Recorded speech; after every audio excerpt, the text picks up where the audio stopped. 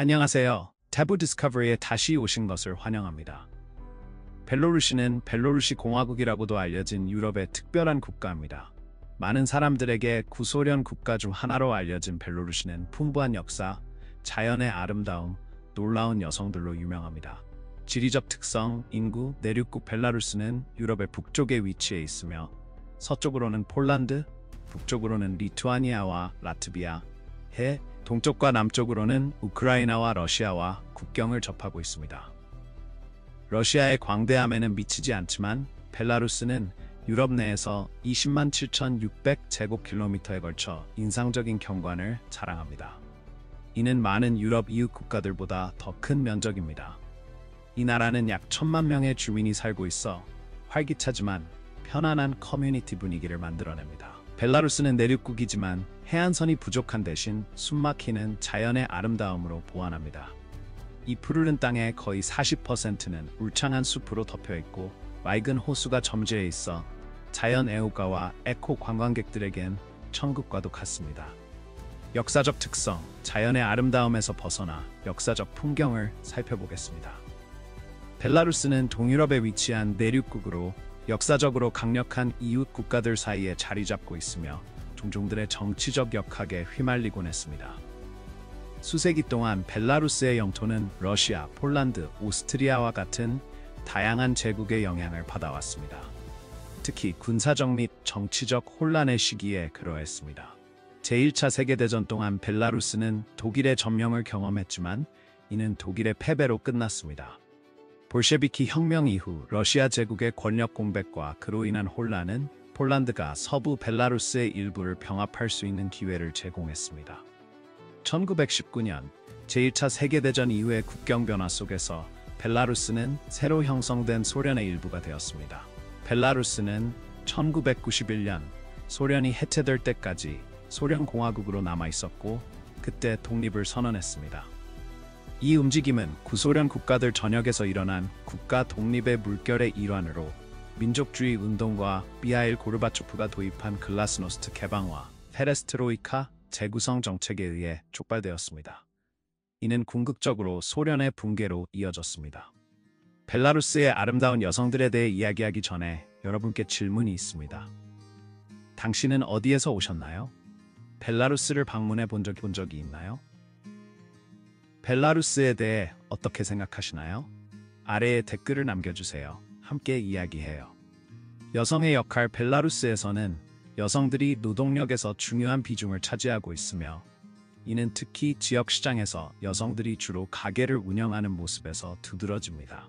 이러한 높은 여성 참여율은 다양한 분야에 걸쳐 있습니다. 벨라루스의 문화적 규범은 시장에서 가격 흥정을 선호하지 않으며 판매자들은 일반적으로 가격 흥정을 싫어합니다. 여성의 매력, 이 놀라운 여성들이 왜 세계에서 가장 인기 있는 신부 중 하나인지 살펴보겠습니다. 벨라루스의 아름다움은 보통 긴 두꺼운 머리카락을 자랑하며 대개 어두운 색조로 나타납니다.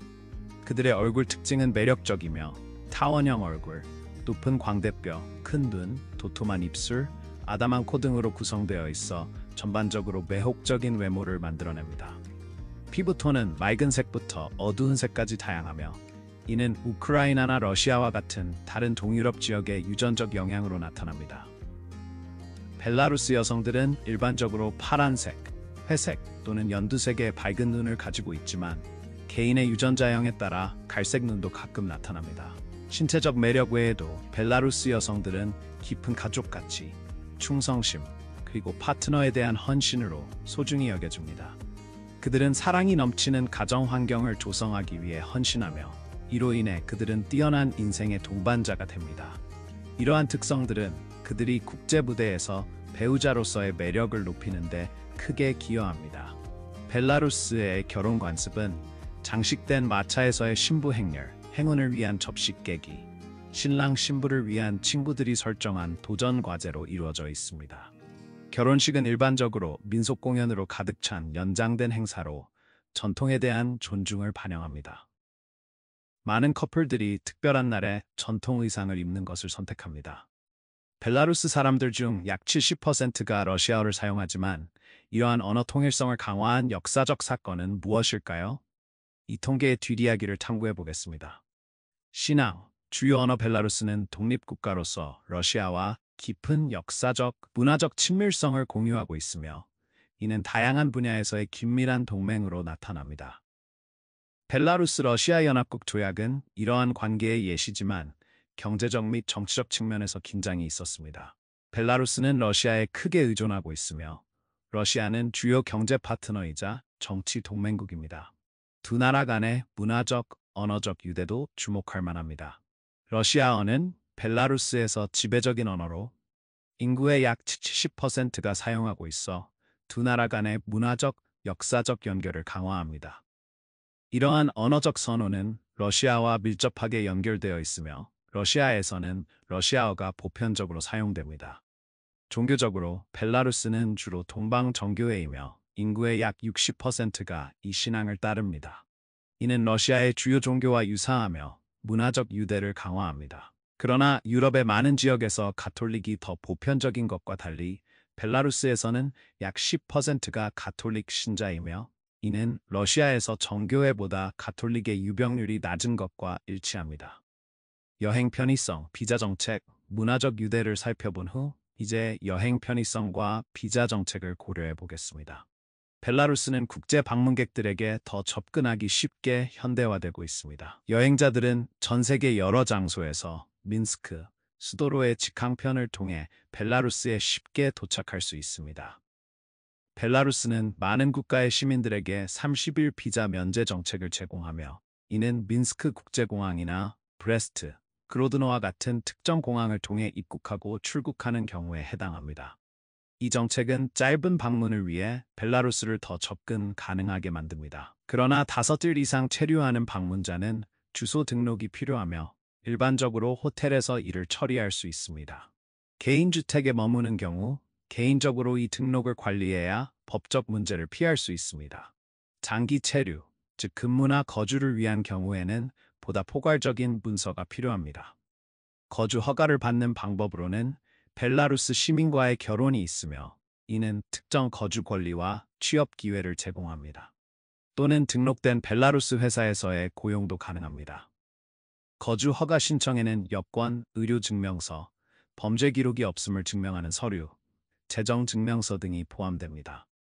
결혼을 원할 경우 결혼 증명서가 필요합니다. 벨라루스 경제에 최소 150유로를 투자하면 절차가 빨라질 수 있습니다. 벨라루스는 양국 간의 협정으로 인해 러시아인들에게 특히 간소화된 절차를 제공하여 벨라루스 사회의 통합을 촉진하고 있습니다. 벨라루스 법에 따르면 입국하는 모든 사람은 체류 기간 동안 유효한 건강보험을 소지해야 합니다. 이는 비자 면제 또는 비자를 소지한 경우 모두 해당됩니다. 보험은 최소 10,000유로, 즉 약 1,300만 원의 의료비를 보장해야 하며 입국 시 또는 비자 신청 과정에서 확인됩니다. 벨라루스와 달리 이웃 국가인 러시아와 우크라이나는 건강보험을 입국 요건으로 엄격히 시행하지 않으며 권장사항으로만 제시합니다. 벨라루스를 방문하기에 가장 이상적인 시기는 언제일까요? 혹독한 기후를 피하고 야외 이벤트를 즐기기 위해서는 어떤 시기가 좋을까요? 여행하기 좋은 달과 그 이유를 공개하겠습니다.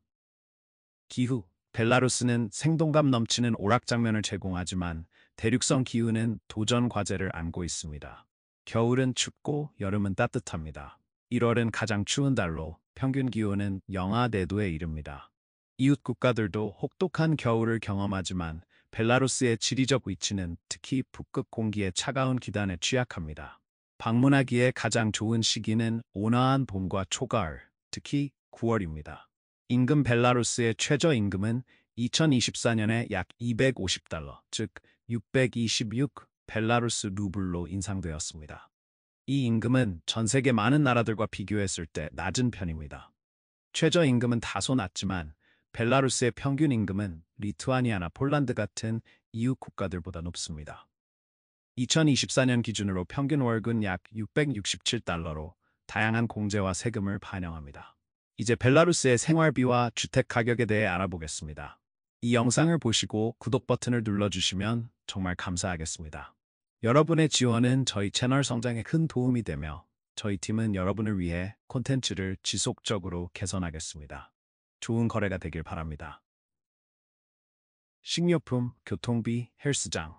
벨라루스에서 과일과 채소의 가격은 상대적으로 높은 편이며 킬로그램당 가격이 보통 10루블, 즉 약 3달러를 넘는 경우가 많습니다.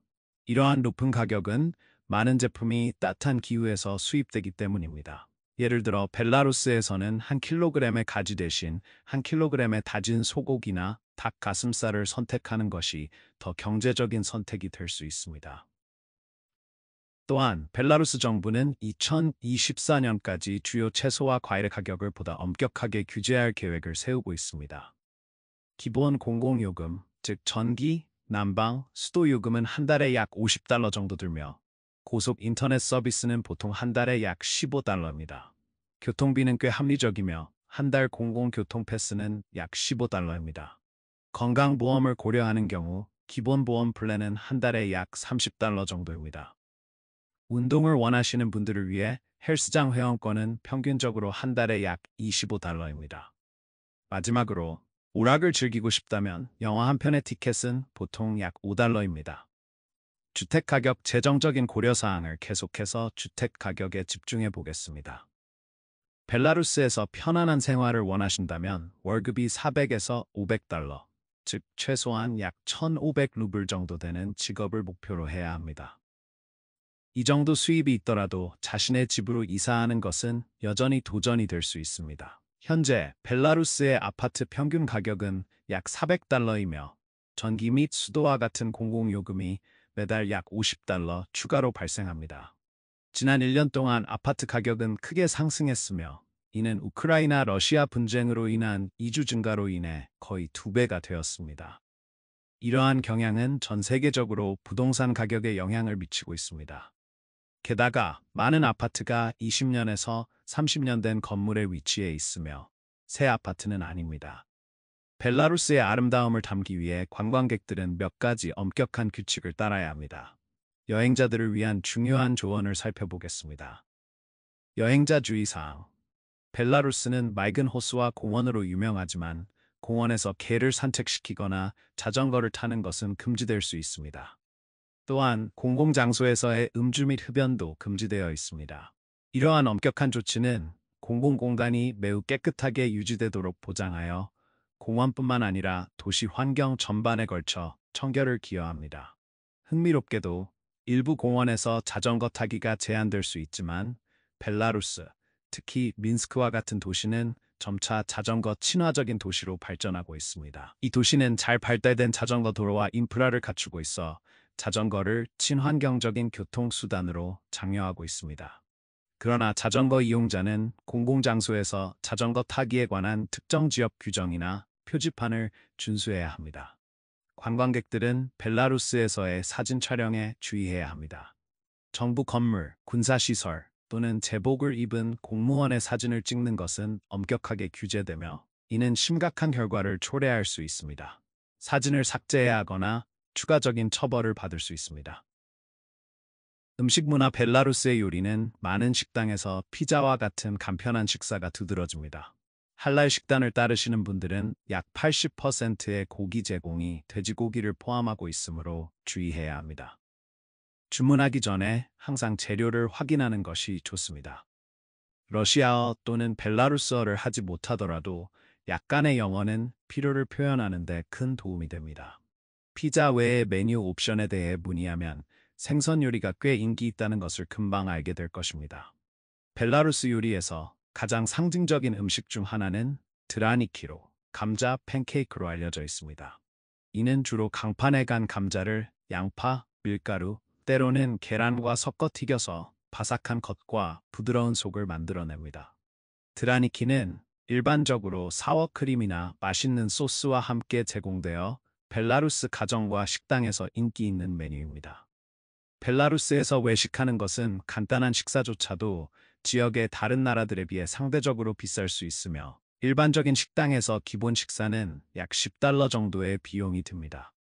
서비스는 느릴 수 있으며 수프와 같은 요리는 서빙되는데 약 30분이 걸릴 수 있어 일부 손님들의 인내심을 시험할 수 있습니다.